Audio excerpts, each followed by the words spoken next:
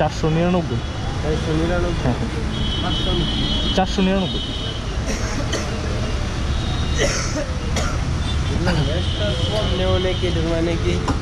এইটার মানেটা আমি বলতেছি, দাঁড়ান ব্লক করে দিন। হ্যাঁ এটার মানেটা হচ্ছে কি, এটা আসলে টেম্পারিং করা থাকে, এটার যেন না হয়।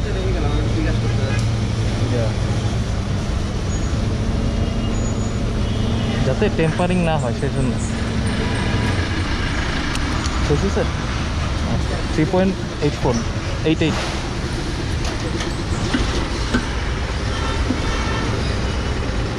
দেখলেন আপনারা, ভাইয়া আমাকে অলরেডি জিজ্ঞেস করছে যে ভাইয়া এই যে 1 টাকা কম নেওয়ার মানে কি। এই 1 টাকা কম নেওয়া মানে আপনাদের যেতে যেতে বলতেছে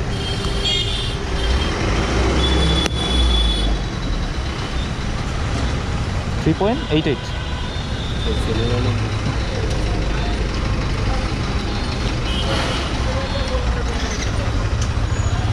আগে বিলটা দিই, তারপর আপনাদের সাথে কথা বলতেছি।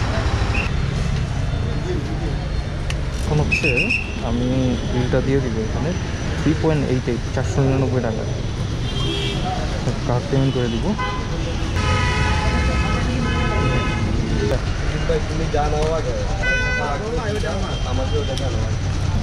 Thank you.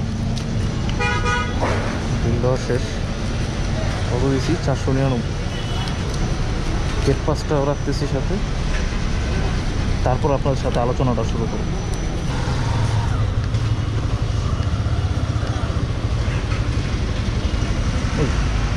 গেট পাস দিয়ে দিলাম। সো এখন যে মূল কথাটা আপনাদের সাথে শেয়ার করব সেটা হচ্ছে যে কেন আমি 499 টাকার তেল নিলাম, মানে বিজোড় সংখ্যা কেন নিলাম। বিজোড় সংখ্যা নেওয়ার একটাই কারণ, সেটা হচ্ছে যে ওদের মিটারে কিছু টেম্পারিং করা থাকে, বুঝছেন, জোড়া জোড়া সংখ্যা, যেমন 400, 500, 200 অথবা লিটারে। এই জন্য হচ্ছে যে আমি বিজোড় সংখ্যাটা তেল নিচ্ছি, এছাড়া আর কোনো কারণ নাই।